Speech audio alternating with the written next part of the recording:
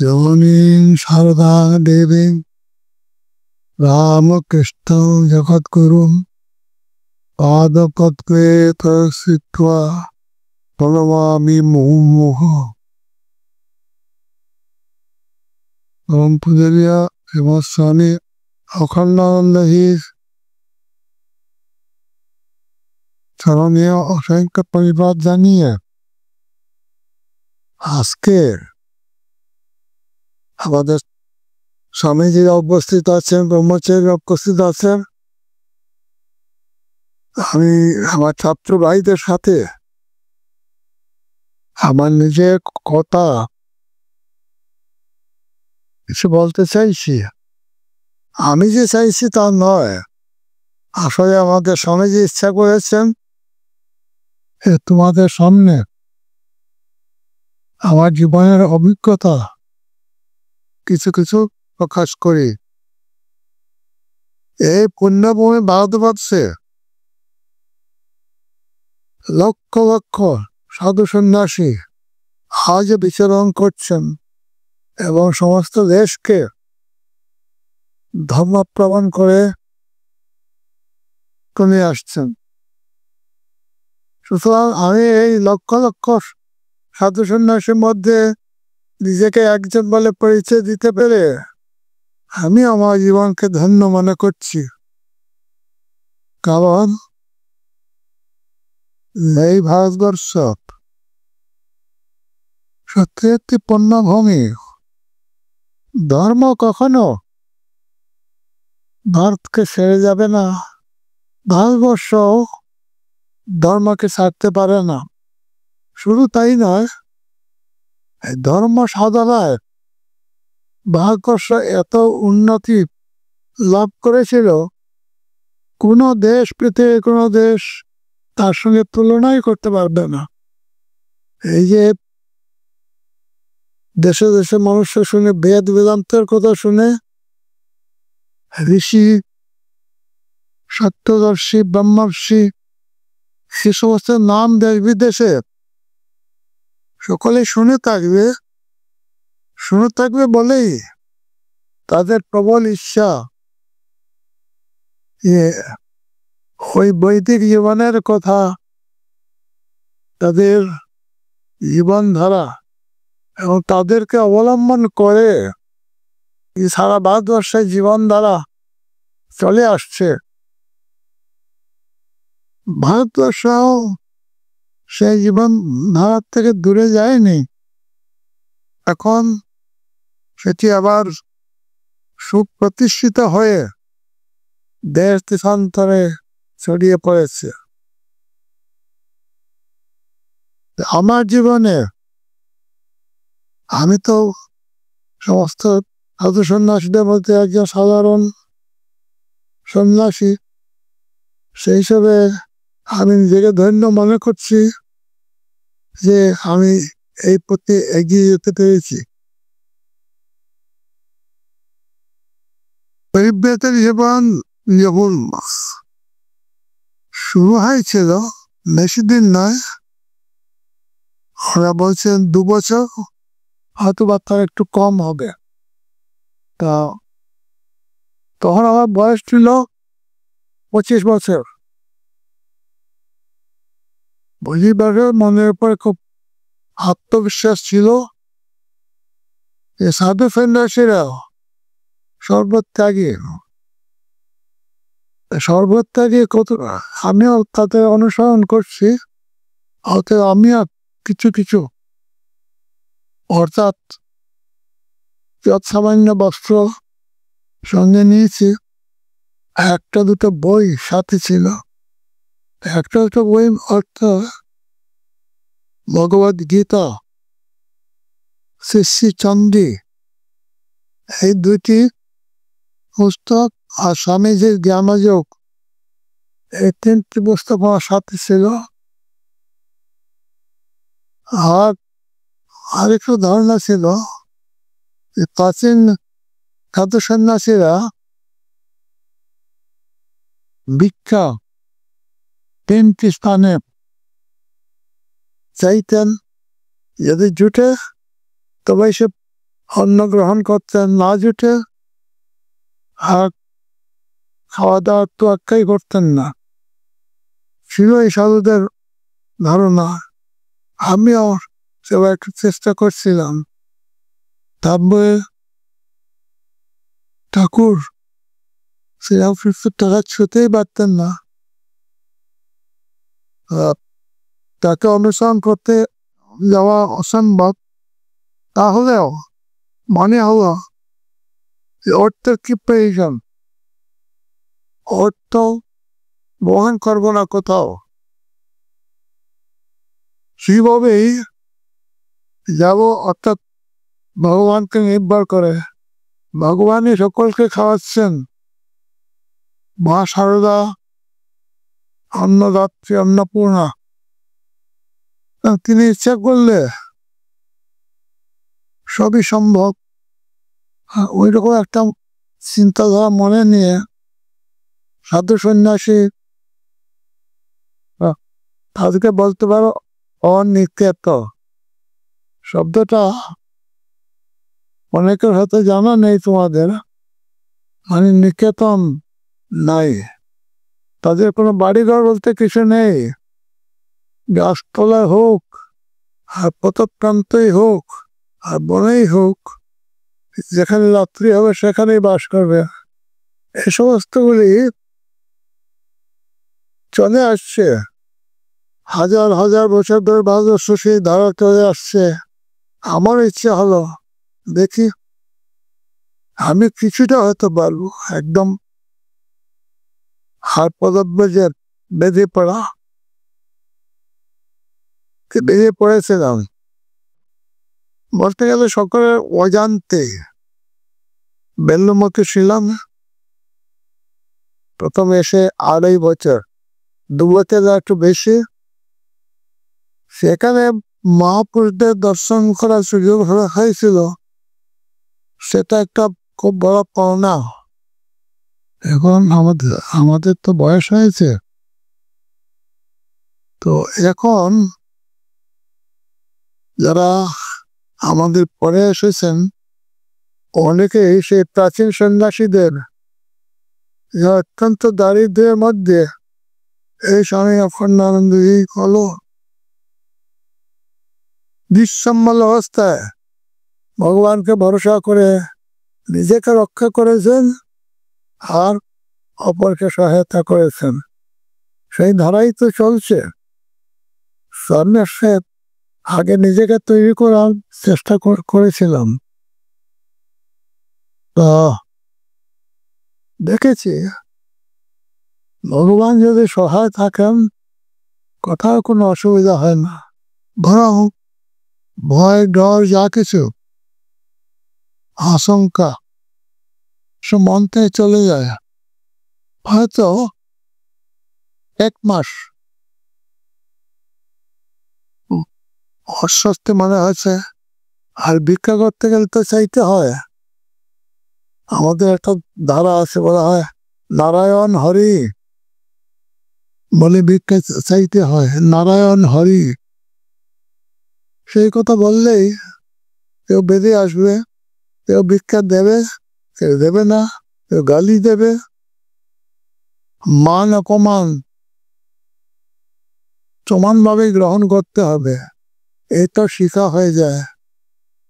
সেটি এই প্রথম জীবনে যদি শিক্ষা হয়, সারা জীবন ধরে এটা ধরে রাখতে পারলেও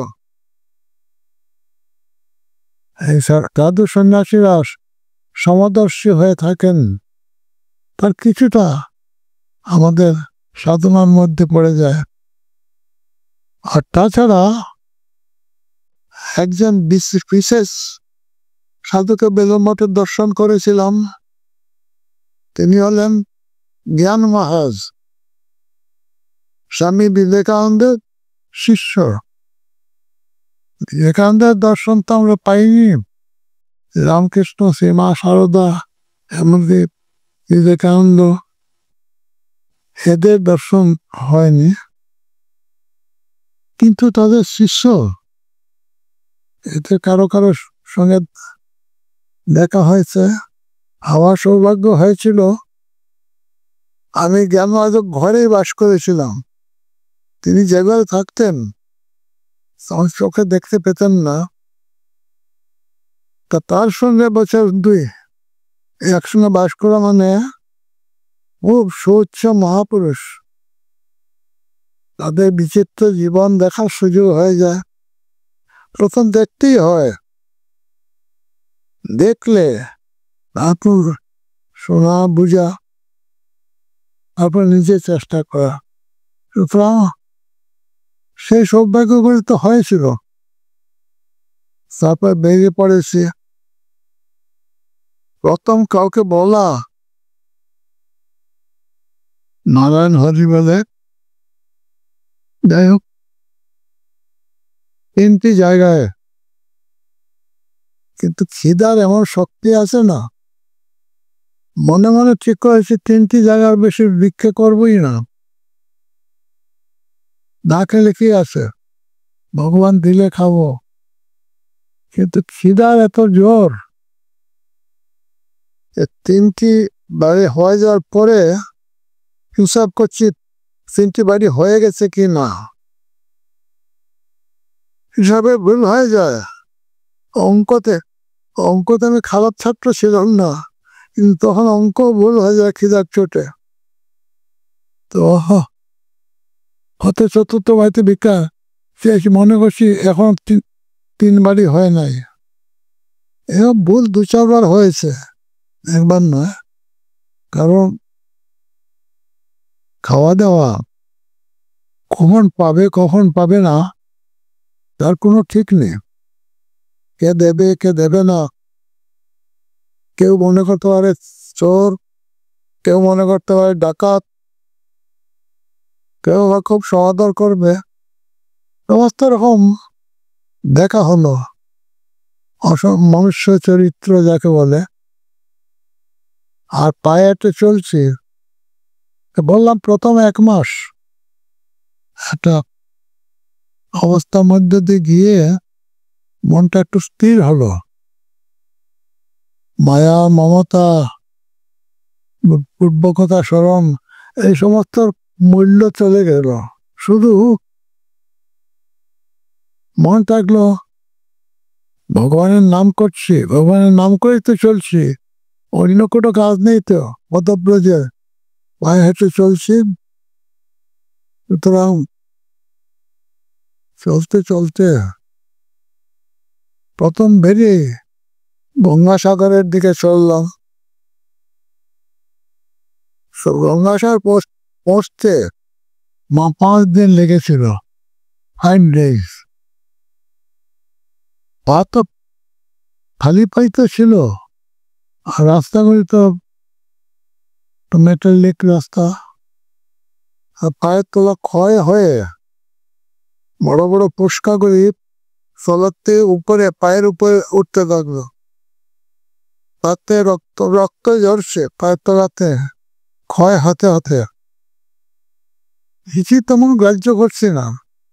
তারপরে পথে খালি পায়ে ওই বাবলা গাছের কাঁটা, সারা ভারতবর্ষে সর্বত্রই বাবলা গাছটি আছে। বাবলা গাছের কাঁটাগুলো লম্বা লম্বা ধারাল, সে প্রতিদিনই গোটা কয়েক পায়ের ভিতরে ঢুকে থাকতো। কিন্তু 5 দিন পরে আর হাঁটতে পারছি না। মা এসব ক্ষতবিক্ষত হয়েছে। গঙ্গাসাগরে গিয়ে একটা সাধুর আশ্রমে বললাম আমি এখানে 3 দিন থাকতে চাই। গঙ্গাসাগরের ধারে বছরের অন্য সময় বড় কেউ যায় না। সাগর স্নান করতে তো শুধু ওই জানুয়ারি মাসের মধ্যে 14 বা 15 জানুয়ারি, তখন কয়েকদিন ধরে মেলা হয়, তখন তো লক্ষ লক্ষ লোক যায়। আমি যে সময় গিয়েছি সে কার্তিক মাস, কালী পূজার আগে। তো সেখানে আর সাধুরা তো নিজেদেরই হয় না, আমাকে দেবে কে। বলল, ঠিক আছে, যদি থাকতে চাও থাকতে পারো। সামনে একটা উন্মুক্ত ঘর থাকে, যজ্ঞকুণ্ড থাকে, খোলামেলা, থাকতে পারো, কিন্তু ভিক্ষা করে খেতে হবে। আমি বললাম, ভিক্ষা করার ক্ষমতা আর নেই। আজ ফায়ের যে অবস্থা হয়েছে, 3 দিন আমাকে বিশ্রাম করতেই হবে, আমি আর চলতে পারবো না। তাহলে একবেলা খাবার পাবে। আমি তো বলিনি একবেলা দেবেন কি কতটুকু দেবেন, সে তো আপনাদের ইচ্ছা। আমি শুধু থাকতে চাই। বেশ, থাকুন। একটা উন্মুক্ত যজ্ঞশালা, যেখানে কম্বল নিয়ে শুয়ে থাকো, কম্বল সঙ্গে ছিল। বেশ, এবং একদম নিরিবিলি জায়গা। আমার প্রতি কারো তো ইন্টারেস্ট নেই। সাদা কাপড়, হাতে একটা কমণ্ডলু ছিল, ওইটাই চিহ্ন আর কি, সাধু। আর কোনো চিহ্ন নেই। ধুতি আর একটা চাদর ছিল। তারপরে সাগরে গিয়ে একটু চান করলাম। ওখানে মন্দির আছে, বসে কিছুক্ষণ ধ্যান করে আস্তে আস্তে ফিরে আশ্রম এলাম। বসে সেখানে আবার ধ্যান, কিছু করার নেই তো, বসে বসে ধ্যান করছে। তোরা দেখে নিল, যখন ডাকলো তখন খেতে গেলাম। কলা পাতার উপরে কিছু খাবার দিয়েছে, খেয়েছি। তারপরে আবার এসে একটু বিশ্রাম করে আবার বসে ধ্যান করা, কারণ তখন আর কিছু করারই নেই। ভগবানকে স্মরণ করছি। ভগবানকে স্মরণ করা মানে এই নয় যে ভগবানের কাছে হাত বাড়িয়ে চাইছি যে ভগবান আমাকে এটা দাও, ওটা দাও, সেটা দাও, কিচ্ছু না। সে চাওয়ার জন্য ভগবান ডাকছে না, ভগবানকে ডাকতে ভালোবাসি, তাই তার নাম করছি, জপ ধ্যান যাকে বলে। আবার 4টার সময় ওরা ডাকলেন, সাধু, ওখানকার সাধুরা কিছুটা চা মরিয়ে এসব দিলেন। তারপর আবার গিয়ে বসে পড়লাম, আবার ধ্যান করে। তারপর সন্ধ্যার পর যখন খাবার তৈরি হলো, সাধুদের মনে হলো, আরে আমরা খাচ্ছি আর একে না দিয়ে কি করে। আবার ডাকলেন, বেশ, ঠিক আছে। কি আবার কিছু অন্ন ধারণ করা গেল। রাত্রে ঘুমাতে হয় না বেশি, আমাদের অভ্যাস হয়ে গেছিল বেদুর মঠে খুব ভোরে উঠে যাওয়া, এই 4টা বা তারও আগে। এই অভ্যাসটা আজও আছে আমাদের। তো যাই হোক, ওখানে কিছু মেদিনীপুরের কিছু লোক, তাদের ওখানে খুব খরা হচ্ছিল। বৃষ্টি অনেকদিন ধরে বৃষ্টি হচ্ছে না, পুকুরে টুকরে জল শুকিয়ে গেছে, খাবার জল নেই, গরু বাছুরকে জল খাওয়াবে তাও নেই। তো জানে যে শিবের নাম করে বা কিছু গ্রন্থ পড়লে কয়দিন ধরে ভগবানই বৃষ্টি দেবেন। তো তারা বোধহয় লেখাপড়া খুব বেশি ওদের ছিল না। আমাকে দেখে মনে করলো আমি যদি পড়ি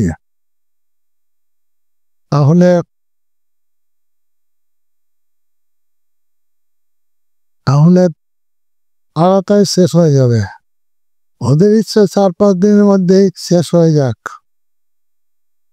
আমি গিয়ে স্নান করার পরেই 5-6 জন লোক বলল যে আপনি, ওরা একটা বই নিয়ে আসছে, সে পুরনো কালের ভাগবত, খুব সংক্ষিপ্ত ছোট্ট বই, বাংলা বলতে পারো, কিন্তু তখন পুরনো বাংলা, উড়িষ্যার ভাষার সঙ্গে কিছু মিল আছে, সেরকম ভাগবত। তবে আমি তো বসে বসে পড়লাম। যে ভালোই হলো, ভাগবত পাঠ হচ্ছে। তবে একটা জায়গায় পরবর্তীকালের কথা বলছি, যখন বৃন্দাবনের কাছে একটা জায়গায় ছিলাম, সেখানেও বেশ কজন সন্ন্যাসী ছিলেন। তারা আমাকে দেখে বললেন যে বাবাজি একটু ভাগবতটা পড়ুন না। ওখানে আবার সে ভাগবত ছিল ব্রজপুরী ভাষায়। ব্রজপুরী ভাষা মানে বাংলা ভাষার কাছাকাছি। তো একটা শ্লোক আমার এখনো মনে আছে, বইটা পড়েছি, একদিনেই শেষ হয়ে গেছে, ছোট্ট বই। তা শ্লোকটা তোমাদের শোনাই, যেটা সেখানে লেখা আছে, যদ্যপি সমুজায় হাম করি মনাহি কঠোর তদপি না কবহু ভুলাই উদ্ধব নন্দ কিশোর। আমার কাছে এত ভালো লেগেছিল সেটা, যে আজও সেই এই একটাই শ্লোক বলি নাই, তার মানে বলছি যে উদ্ধব গেছেন যখন কৃষ্ণ বলরাম অল্প বয়সে ছিলেন, 8-10 বছর হয়েছিল। তা উদ্ধব গেছেন রাজা কংসের অনুরোধে ওই দুইটি ছেলেকে আত্মীয় হয় মেলা, একটা বড় মেলা হবে, রাজা বড় মেলা করবে, মেলা দর্শনের জন্য নিমন্ত্রণ করেছেন। তা তিনি এসেছেন বৃন্দাবনে, উদ্ধব এই দুজনকে নিয়ে যেতে। উদ্ধব মনে মনে জানেন ইনি ভগবান, আমার ইষ্ট দেবতা কৃষ্ণ, কিন্তু ওকে নিয়ে যাচ্ছে সেখানে, যদিও মেলার নাম করে, কিন্তু আসলে মেলা নয়, এই দুজনকে শেষ করবেন। কারণ ভবিষ্যৎবাণী শুনেছিলেন, তোমারে বদিতে যে নন্দালয়ে বাড়ে সে, এইরকম একটা রাজা কংসের মৃত্যু হবে, তো তুমি মনে করছো এই জন্ম থেকে 8টা শিশুকে উনি বধ করেছেন, একটিকে পারেন নাই, জন্ম আসলে ওদেরকে বধ করে ফেলি যদি, তা আমাকে মারবে কি করে? তা কিন্তু সেই একটা নিশীতে বাসুদেব কৃষ্ণের পিতা তাকে নন্দের গৃহে রেখে এসেছেন, আবার রাত্রে ফিরে এসছে, কারাগারেই ছিলেন। তো যাই হোক, এখন গোপিনীরা দেখতে পেল উদ্ধব আসছেন। উদ্ধব কৃষ্ণ বলে দিয়েছেন যে উদ্ধব, ওই যে ব্রজ গোপিনীরা দীর্ঘকাল ধরে আমাকে না বলে কেবলই আমারই চিন্তা করছে, অন্য কোনো চিন্তা করতে চায় না। বড় সংসারেও তাদের মন নেই, সন্তানের দিকে দেখবারও ইচ্ছা নেই। তো এদেরকে একটু সান্ত্বনা দিয়ে বুঝাও, ভগবান তো সকলের হৃদয়ে আছেন, তোমাদের হৃদয়ে আছেন। আর যে কৃষ্ণ চলে গেছে বৃন্দাবন ছেড়ে একেবারে দ্বারকায় চলছে, অনেক দূর, তখন তো এই রথ যুগে যেতে হয়।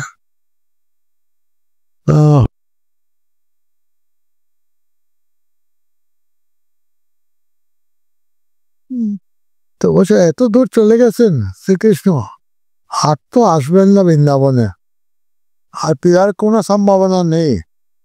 তো তোমরা এতদিন ধরে যে লোকটি আসতেই না, তোমাদের খোঁজ খবর নিচ্ছে না, তার জন্য এত দিন রাত চিন্তা করছো কেন?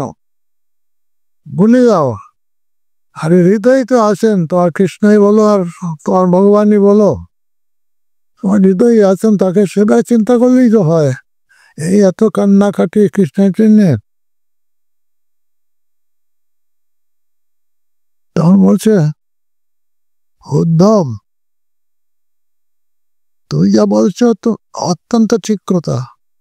যে লোকটি আমাদের এত ভালোবেসেছিল, আজকে সেই দ্বারকার রাজ সম্মানে ভূষিত হয়ে আছেন, আমাদের এই দুঃখিনী গোপিনীদের কি আর মনে রাখবে? তো ঠিকই বলেছ, কিন্তু যদ্যপি সমজায় হাম করে মনহি কঠোর, আমরা যদিও মনকে কঠোর করে মনকে বুঝাই যে ছেড়ে দাও, আর কৃষ্ণের কথা ভেবে লাভ নেই, ও চলে গেছে তো গেছি, আমরা আর পাবো না তাকে। যদ্যপি সমজায় হাম করি মনহি কঠোর, মনকে কঠোর করে না আর ভাববো না, আর কথা এক মুহূর্ত ভাবতে চাই না। তথাপি না কবহ বলেই, তাহলেও দেখো একটা মুহূর্তের জন্য বুঝতে পারছি না। হে উদ্ধব, আমাদের সেই নন্দ কিশোর, নন্দের কিশোর পুত্র, তাকে এক মুহূর্তের জন্য বুঝতে পারি না। উদ্ধব অবাক হয়ে গেছেন, এ কি কথা? মুনি ঋষিরা হাজার হাজার বছর ধরে তপস্যা করেও যে ভগবানকে পান না, আমাদের মতো সাধু সন্ন্যাসীরা সকাল সন্ধ্যায় জপ করে তার কোনো সন্ধান পান না। আর এই গোপিনীরা এরা অশিক্ষিত, লেখাপড়া জানে না, কোনো কালচারও জানে না, সুজা কৃষ্ণকে ভালোবেসেছিল। বলছে মনকে তাড়িয়ে দিতে চাইছি সেই কৃষ্ণকে, কিন্তু হে উদ্ধব, একবারও এক মুহূর্তের জন্য তাকে ভাবতে পারি না।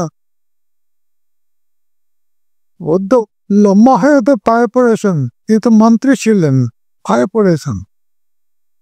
বাহ,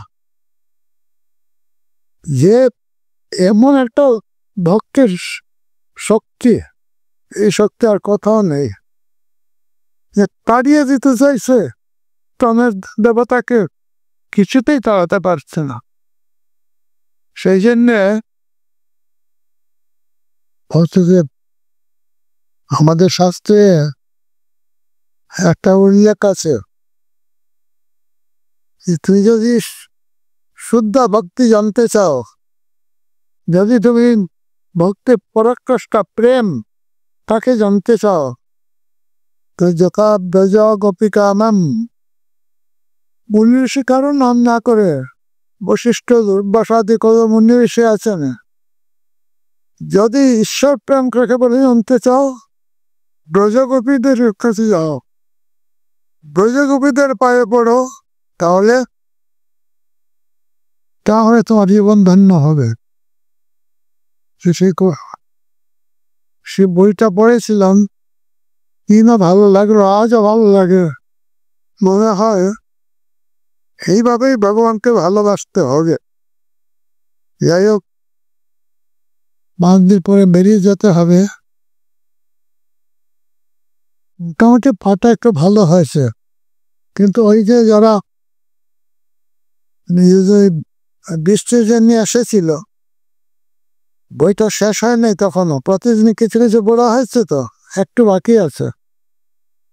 বললো তুমি আরো 2 দিন থাকলে বই শেষ হয়ে যাবে, তুমি বইটা শেষ করে যাও। আমি বলছি সাধুকে বলেছি আমি 3 দিন, 3 দিন হয়ে গেছে, তোমরা তো আমার ভক্ত, উনি যদি বলেন থাকতে তাইলে থাকবো, উনি না বলেন তবে আমি 3 দিন বলেছি, 3 দিনই থাকবো। ইতিমধ্যে সাধুরাও আমাকে দেখে খুব পছন্দ করেছিলেন, কিন্তু সন্ন্যাসীকে ওরা বলেছে আপনি বললেন থাকবেন আরো 2 দিন, তাহলে আমাদের বইটা শেষ হবে। বলেন না, ওই যা দেখেছে আমাকে তার যজ্ঞ ভূমিতে দিন রাত যতটুকু সময় পেয়েছি তো ধ্যানে বসেছি, এসব দেখেছে। তারপর দেখেছে তো পাটা পুড়ে গেছে, তাও চলছে, যাত্রা শেষ নাই। বললাম না, ওনার কোনো অসুবিধা হোক আমি চাই না, ইচ্ছা করেন তো থাকুন, কিন্তু আমার বলার আর সাহস নেই। তখন যেভাবে বলেছি, যখন এসেছিলেন, আমি আর বলতে পারবো না। উনি বলেননি, পরদিন যাত্রা করলাম আবার। কিন্তু তার আগের ঘটনা একটা আছে, সাংঘাতিক ঘটনা। এখন একটা গামছার পুটলাই বইগুলো আছে, 3টা বই বলেছিলাম, ওটা আছে এখানে। একটা স্তোত্রা বই লিখে নিয়েছিলাম, সেটাও আছে। আর হঠাৎ দেখলাম আমার পিছনে হয়তো মাইল খানেক দূরে প্রচন্ড বৃষ্টি আসছে। এই সুন্দরবনের পথে এত বৃষ্টি আসবো, এই বৃষ্টিকে তো ভিজতে পারবো না এতক্ষণ। আমি দৌড়াচ্ছি, সামনে একটা গ্রাম দেখা যাচ্ছে, যদি গ্রামে পৌঁছে যাই একটু আসতে পাবো, তা নয় তো ভিজিয়ে দেবে একেবারে। তো মেঘ এগিয়ে আসছে, বৃষ্টি, আমি হয়তো দৌড়াচ্ছি, দৌড়ে পুরোপুরি পৌঁছতে পারিনি। সামনে যে প্রথম বাড়িটা দেখেছি আর অন্ধকার হয়ে গেছে, সেটা বাতি দেখে ওখানে যাবো তো প্রায় হাঁটু পর্যন্ত কাদা, বৃষ্টি আর সব যায় খুব কাদা হয়, আর কাদায় ভর্তি গেছে পা দুটি। সে বাড়ির উঠানে গিয়ে ওই বাতি দেখে গেছে আর কি, দেখি একটা রোগা সাধু বসে আছে ওখানে একজন, আর একটা খুব দাতাশয়ী লোক, সে রান্না করছে বারান্দায়। তাই বলছি আমি রাত্রের মতো এখানে থাকতে চাই। খুব ভালো করে দেখলেন, অর্থে মাথা পর্যন্ত পর্যবেক্ষণ করে, ঠিক আছে থাকতে চাও থাকো, ওই ওই পুকুর আছে, পুকুরে যাও, পা দুটি খুব ভালো করে ধুতে হবে, তোমার পায়ে যা কাদামাটি শক্ত লেগে যাবে, ভালো করে ধুয়ে এসো। ধুয়ে এলাম, দেখছে সবই ভিজা, কাপড় চোপড় যা আছে সব বিয়ে। ওখানে দাঁড়িয়ে চাদর গামছা এসব আমি যা যা ছিল সব খুলেছি, বইগুলো ভিজে নাই, আর গামছা তো মোচড়ানো ছিল, সবটা ভিজে নাই। তো গামছাটাই পরে নিলাম, কাপড় চোপড় এখানে একটা দিলাম আর কি, যে রাত্রে সারা রাত থাকবে, পরদিন তো শুকোবে, আর থাকুক। কারো বেশ আদর করে বললে বসো, একটা গদির মতো হয়, বড় বড় আড়তে যেমন গদি থাকে, গদিতে বসে দোকানদার বললে এখানে এসে বসো, বসলাম। তারপরে ওই লোকটা যে রান্না বান্না করছিল, তার রান্না তো মানে শেষ হয়েছে, তার হাতে একটা কাটারি ছিল। সে ওনাকে কি বলল সংক্ষেপে, আবার চলে যাচ্ছিল। তা আমি জিজ্ঞেস করলাম, উনি চলে যাচ্ছেন কেন? উনি খেলেন না, খাবেন না? নাও বাড়ি থেকে খাবে, এই যা রান্না করেছে আমাদের দুজনে হয়ে যাবে। ওই যাচ্ছে, যাক বাড়িতে গিয়ে খাবে। তারপরে একটা পাত্রতে বেশি করে খই আর বড় বড় বাতাসা দুটি দিয়ে দেন, এটা খাও। বুঝতে পেরেছে পথে পথে ঘুরছে, খাওয়ার পেয়েছে কি পায়নি, সত্যি সেদিন খাওয়ার ছিল না। আর আমি খাওয়ার কথা বলছি না, আমি থাকার কথাই বলছি। আমার মনে ছিল দিনের বেলা ভিক্ষা করব, রাত্রে ভিক্ষা টিক্ষা করবো না, খাওয়ার কথা ভাববই না, শুধু আশ্রয়। খাওয়ার নিচে না থাকলে বৃষ্টি বাদল সব আছে। তো সেটা খেলাম ভালো করে। তাহলে চলো ভিতরে যাই।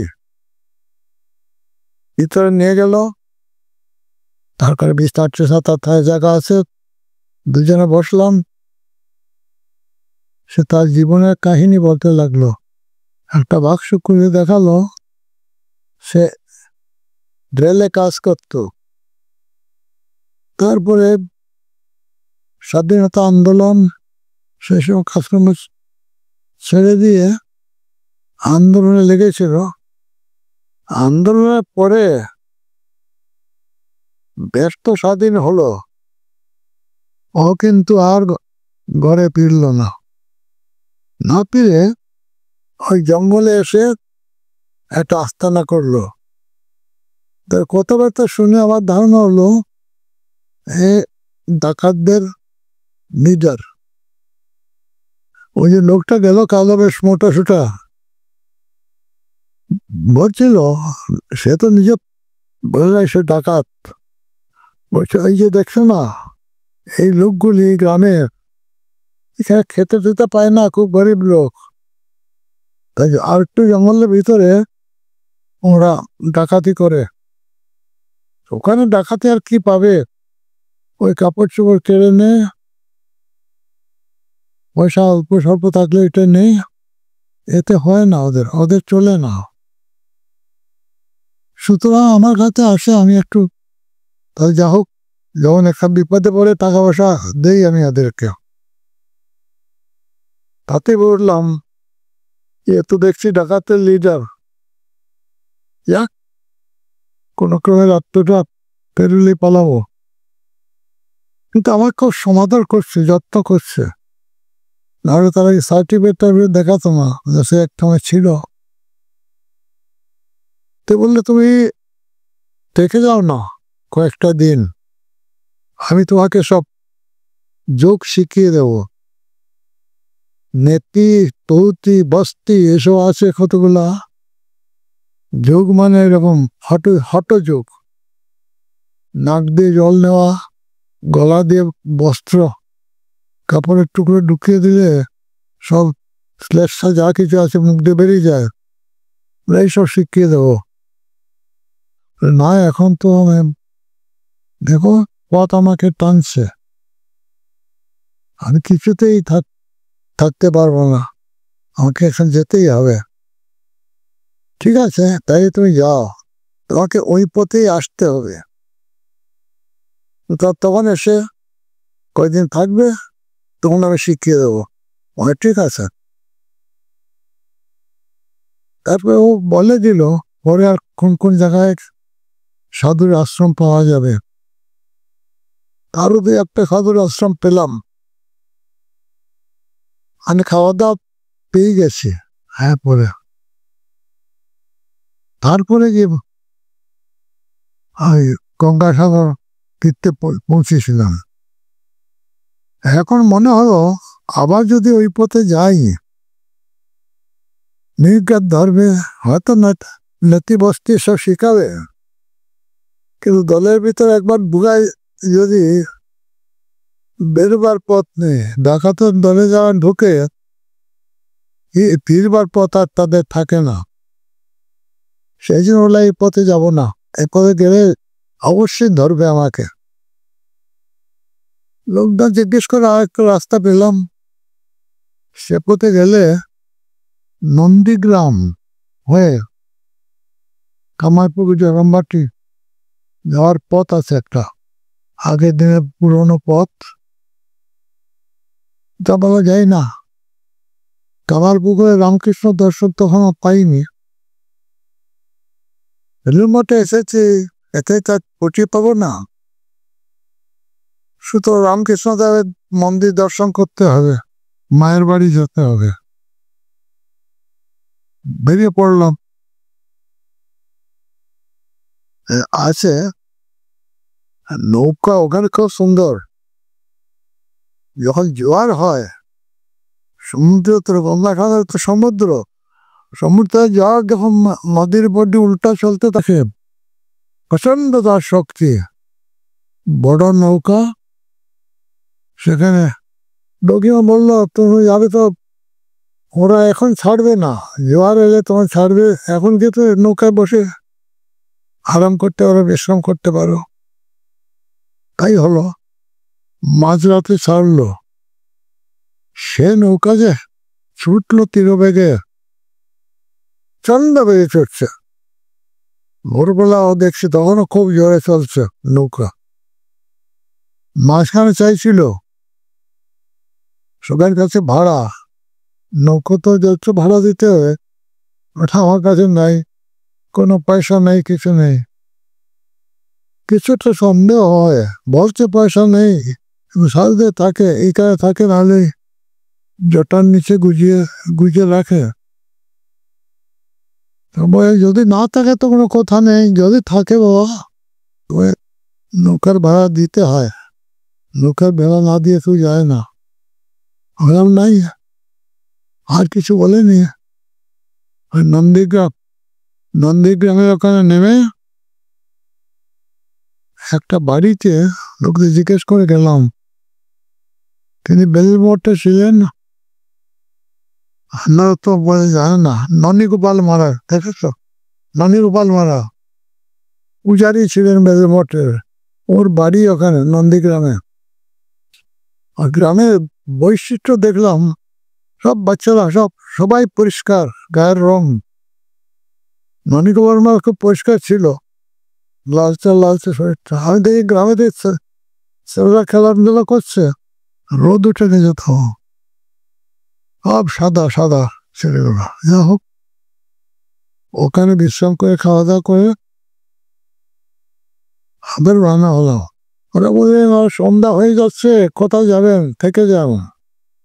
আমি থাকিনি না, কিন্তু সত্যি দেখলাম হয়তো বেরতে 1-2 মাস যাওয়ার পরেই সন্ধ্যা নেমে গেছে, অন্ধকার হয়ে গেছে। যাই হোক, একটা জায়গায় আশ্রয় পেলাম। তারপর লক্ষ্য হলো কামারপুকুরের ঠাকুর মূর্তি তো দর্শন হয় নাই, আর এতদিন ধরে মানে জীবনে দর্শন হয়নি। প্রথম দর্শন করতে যাব, সে আবেগ, যুবা বয়স তো, প্রচন্ড আবেগ, ঠাকুরকে দর্শন করব। কিন্তু সেসব একটা গ্রামের লোকেরা দূরত্ব জানে, আমরা কত মাইল দূরে, ওই তো ওই 3 মাইল হবে, হয়তো 15 মাইল, বলবে 3 মাইল হবে, গ্রামের লোকে ওই রকম। যাই হোক, লাস্ট তখন যাচ্ছি, ঠাকুরের কাছে খুব প্রার্থনা করছি যে যেন মন্দির বন্ধ হওয়ার আগে, 11টায় বন্ধ হয়ে যায়, ওর আগে যেন ঠাকুরের দর্শন পাই। উঠে ফাতরা করে ছুটে চলছি, মাঠ ভেঙে, অতটা নয়, খুব খুব ছুটে যাচ্ছি যত দ্রুত সম্ভব। আর একটা গানের কলি মনে পড়ছিল, সেই গানের কলি তোর কি যে মিষ্টি ছিল, সেই গানের কলিটা, আমি তো তোমারে চাহিনি জীবনে, তুমি অবাগারে চেয়েছ। এই গানটা তো তুমি রজনীকান্তের। পরের লাইন জানা নেই, পরের লাইন আরো ভালো, আমি না ডাকিতে হৃদয়ে মজারে নিজে এসে দেখা দিয়েছ। সেই লাইনটা ভুলে গেছি, শুধু প্রথম, আমি তো তোমাকে চাহিনি জীবনে, তুমি অভাগারে চেয়েছ। এইটা বলতে বলতে ছুটে ছুটে চলছি, কি আশ্চর্য, প্রায় 14 মাইল রাস্তা হবে। সকাল থেকে হেঁটে হেঁটে অত তাড়াতাড়ি যাওয়া যায় না।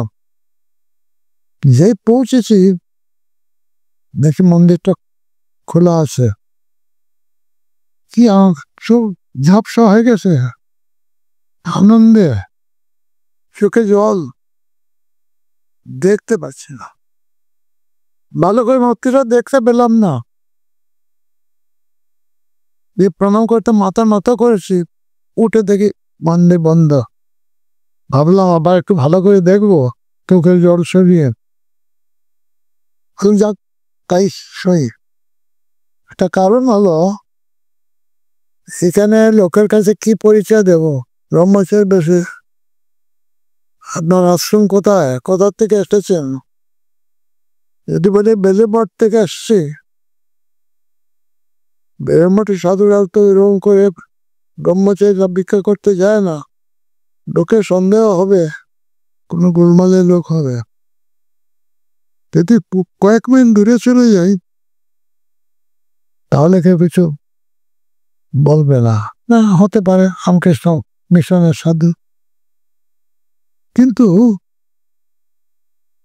ওখানে অপেক্ষা করছিলেন কান্ত মহারাজ। কান্ত এবার জানেন, কান্ত মহারাজ আমাদের সমসাময়িক এক গুরু শিষ্য। ওরে খবর আগেই পেয়ে গেছে যে মহারাজ পালিয়েছে। ও আমার ওই কম্বল কমান্ডারও হাতে নিয়ে বলছে, চলো চলো। আমি বললাম, আরে ভাই, আমি মিশন ছেড়ে দিয়েছি, চলে গেছি, আর যাবো না। আরে সব আমরা জানি, তুমি এসো।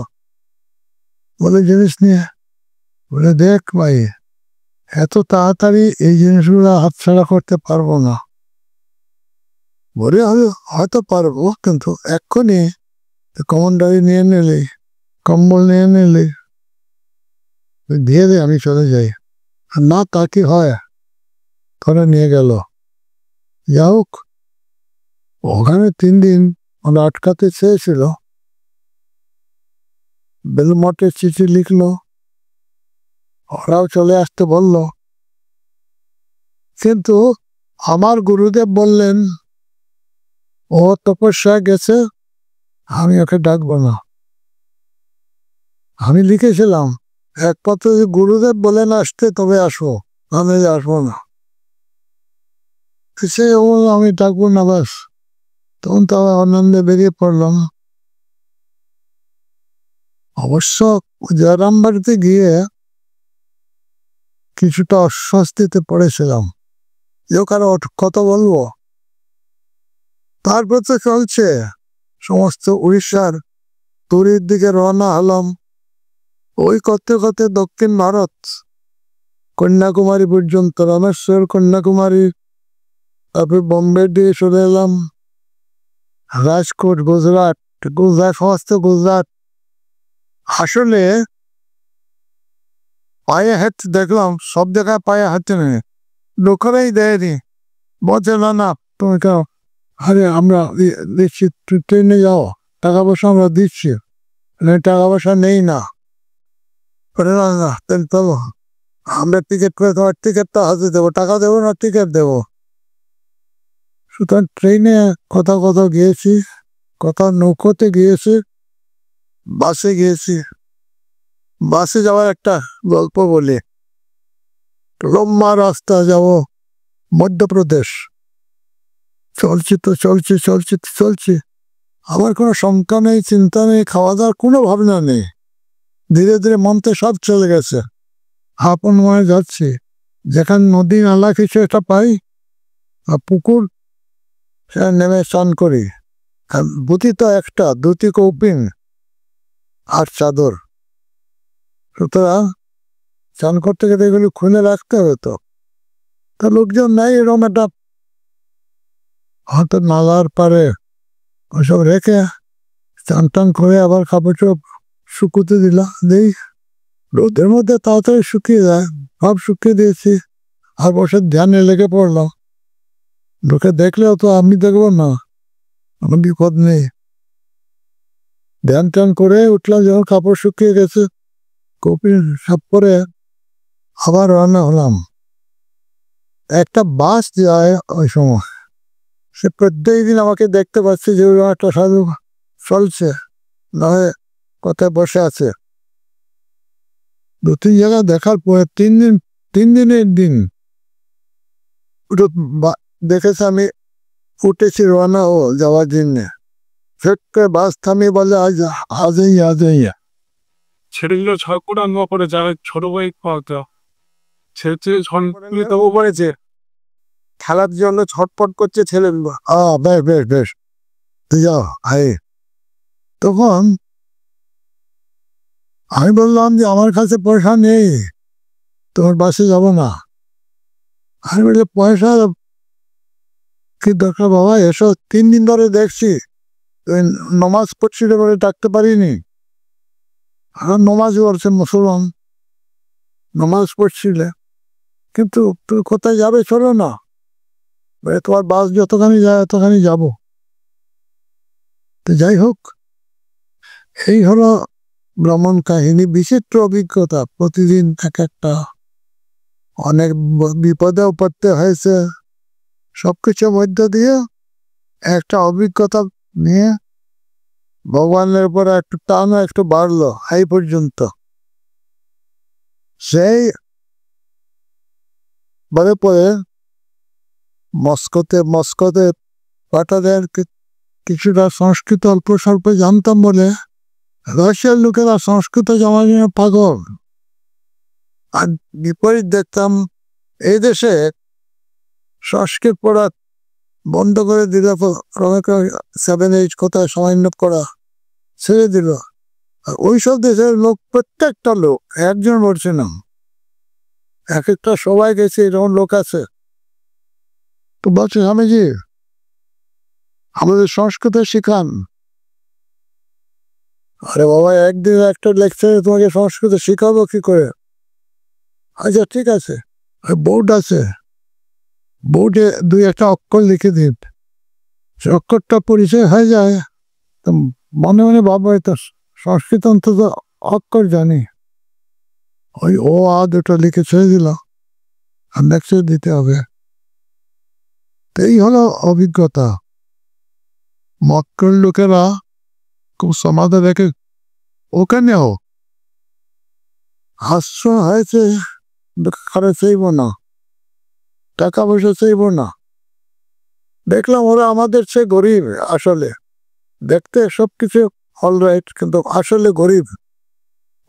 ওদের কাছ চাইব না, না চাইতেও 30 বছর তো কেটে গেল, কখনো চাইতে হয়নি। 15 বছর ওরা আমার খাওয়ার দায়িত্ব, দেখাশোনার দায়িত্ব ওরাই নিয়েছিল। তারপরে ব্রহ্মচারী এলো, তখন নিজের মতো ব্যবস্থা করেছে। যা হোক, তোমরা যে ধৈর্য ধরে শুনেছ, এই তোমায় খুব ধন্যবাদ দিচ্ছি। মনের কথা বলেও তো একটা আনন্দ হয়, সেই জন্য আমি তোমাদের সাহায্যে খুব আনন্দ পেয়েছি। ধন্যবাদ।